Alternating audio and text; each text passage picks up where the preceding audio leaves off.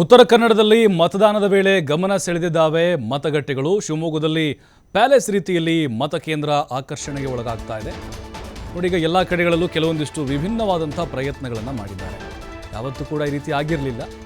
ಈ ಹಿಂದೆ ನಾವು ಗಮನಿಸಿದರೆ ಶಿವಮೊಗ್ಗದಲ್ಲಿ ಪ್ಯಾಲೇಸ್ ರೀತಿ ಇದೆ ಮತಕೇಂದ್ರ ಅಲ್ಲಿ. ಅದರ ಜೊತೆಗೆ ಮತದಾನ ಹೆಚ್ಚಿಸೋಕೆ ಜಿಲ್ಲಾ ಪಂಚಾಯತ್ ಆವರಣದಲ್ಲಿ ವಿಭಿನ್ನವಾದಂಥ ಪ್ರಯತ್ನವನ್ನು ಮಾಡಿದ್ದಾರೆ. ಮತದಾನದ ನಂತರ ರಾಜ್ಯ ಸಿಂಹಾಸನದಲ್ಲಿ ಕುಳಿತುಕೊಳ್ಳೋಕೆ ಅವಕಾಶ ಇದೆ. ನೋಡಿ ಯಾವ ರೀತಿ ಕೂತಿದ್ದಾರೆ ನೋಡಿ, ಪೌಸ್ ಕೊಡ್ತಾ ಇದ್ದಾರೆ ರಾಜನ್ ಥರ. ಇದೆಲ್ಲರಿಗೂ ಅವಕಾಶ ಸಿಗೋದಿಲ್ಲ ಸಿಂಹಾಸನ ಮೇಲೆ ಕೂತ್ಕೊಳ್ಳೋಕ್ಕೆ, ಬಟ್ ಅಲ್ಲಿ ಅವಕಾಶ ಮಾಡಿಕೊಟ್ಟಿದ್ದಾರೆ. ಇದು ಹಾವೇರಿ, ಇದು ಗ್ರೀನ್, ಎಲ್ಲ ಹಸಿರುಮಯ ಗ್ರೀನ್ ಬೂತ್. ನೋಡಿ, ಎಲ್ಲ ರೈತರ ಒಂದು ವೇಷವನ್ನು ತೊಟ್ಟು ಹಸಿರು ಟವಲ್ ಹಾಕ್ಕೊಂಡು ಬಂದು ನೋಡಿ, ಇದು ಲಂಬಾಣಿ ನೃತ್ಯ ವಿಭಿನ್ನವಾಗಿ ಮತಗಟ್ಟೆಗಳನ್ನು ಶೃಂಗಾರ ಮಾಡಿದ್ದಾರೆ. ನೋಡಿ, ಮಧುವಣಗಿತ್ತೆಯಂತೆ ನಮ್ಮ ಸಂಪ್ರದಾಯವನ್ನು ಕಲೆಗಳ ಮೂಲಕ ಅನಾವರಣ ಮಾಡ್ತಾ ಇದ್ದಾರೆ. ಒಂದು ಕಡೆ ಸಿಂಹಾಸನ ನೋಡ್ತಾ ಇದ್ದೀರಿ ಶಿವಮೊಗ್ಗದು. ಪ್ರತಿಯೊಬ್ಬರು ಬಂದು ಓಟ್ ಚಲಾಯಿಸಬೇಕು.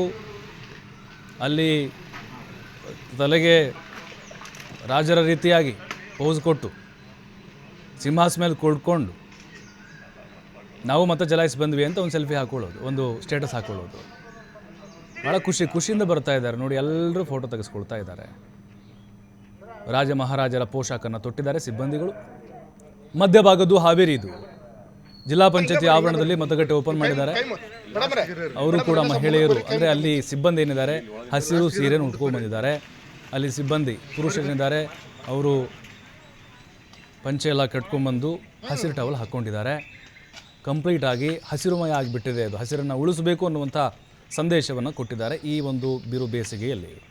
ಇನ್ನೊಂದು ಧಾರವಾಡ ಚಿತ್ರಣ ನೋಡ್ತಾ ಇದ್ದೀವಿ. ಅಲ್ಲಿ ಬಂಜಾರ ಅಂದರೆ ಲಂಬಾಣಿ ಸಮುದಾಯದ ನೃತ್ಯ.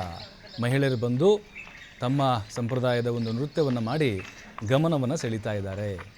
ಓಟ್ ಹಾಕೋರು ಬಂದು ಹಾಗೆ ಓಟ್ ಹಾಕೋದಲ್ಲ, ಅಲ್ಲೇನು ಮಾಡಿದ್ದಾರೆ ಅದರ ವಿಶೇಷತೆ ಬಗ್ಗೆ ತಿಳಿದುಕೊಂಡು ಹೋಗಬೇಕು ಅನ್ನುವಂಥ ಒಂದೇ ಒಂದು ಉದ್ದೇಶ. ಜನರ ಆಕರ್ಷಣೆ ಮಾಡೋದು, ಹೆಚ್ಚಿನ ರೀತಿಯಲ್ಲಿ ಬರ್ತಾರಪ್ಪ ಅಂತ. ಕೆಲವೊಬ್ಬರು ಬೇಜವಾಬ್ದಾರಿಯಿಂದ ಮನೇಲಿ ಕೂತ್ಕೊಳ್ತಾರೆ, ಈ ಕಾರಣಕ್ಕಾದರೂ ಬಂದು ಓಟ್ ಮಾಡಲಿ ಅನ್ನುವಂಥ ಉದ್ದೇಶ ಇರ್ಬೋದು.